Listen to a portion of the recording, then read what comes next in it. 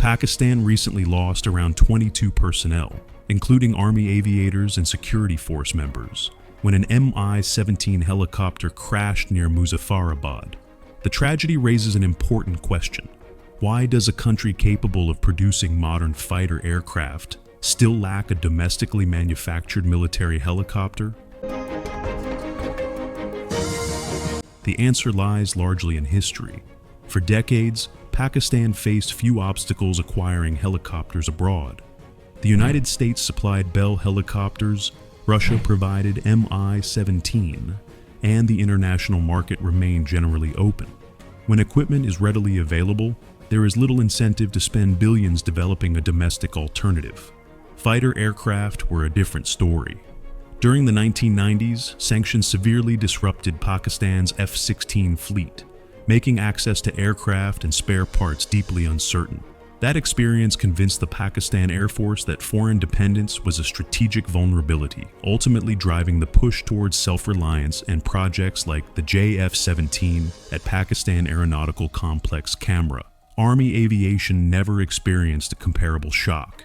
Helicopters remained available internationally, supply crises never materialized, and indigenous development never became a national priority.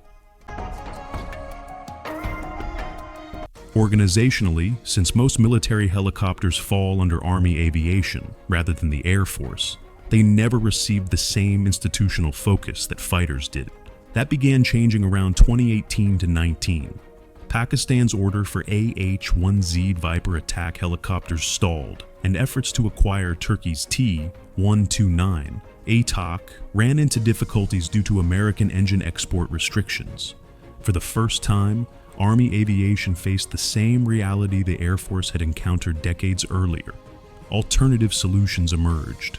China offered the Z-10ME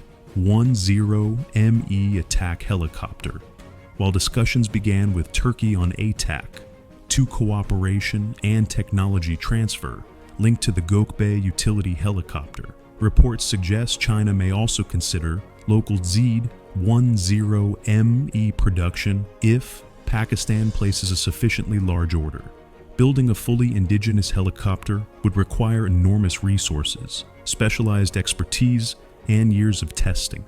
With Pakistan already investing in the PFX fighter, drones, missiles, air defense systems, and armored vehicles, joint ventures and technology transfer arrangements represent the more practical path forward. Pakistan has built meaningful capabilities in the fighters, UAVs, missiles, and armored vehicles, despite a modest defense budget.